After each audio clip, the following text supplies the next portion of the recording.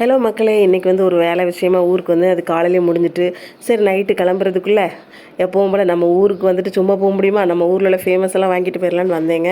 என்னெல்லாம் வாங்கியிருக்கேன்னு பார்க்கலாமா? ஃபஸ்ட்டு பார்த்தீங்கன்னா முறுக்குங்க.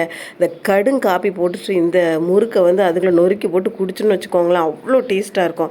இது ஏணிபடி மிட்டாய்ங்க. இது தெரியுமான்னு உங்களுக்கு தெரியல, ஆனால் எங்கள் ஊரில் இது ஃபேமஸ். இது பார்த்திங்கன்னா மைசூர் பாக். இது எல்லாருக்குமே தெரியும். அதுக்கப்புறம் பார்த்திங்கன்னா இது இனிப்பு கார சேவுங்க. அதுக்கப்புறம் முறுக்கு இன்னொரு பாக்கெட் வாங்கினேன், ஏன்னா இன்னொருத்தவங்களுக்கு கொடுக்கணும். அதனால் அதுக்கப்புறம் தான் முக்கியம், எங்கள் ஊர்லேயே ஃபேமஸ் என்னென்னா ஹல்வா, நெய் அல்வா வாங்கினேன். அப்புறம் இன்னொன்றும் ஃபேமஸ் என்னென்னா மஸ்கோத் அல்வா. அதில் பார்த்திங்கன்னா நெய் அல்வாவோட எனக்கெலாம் மஸ்கோத் தான் ரொம்ப பிடிக்குமா.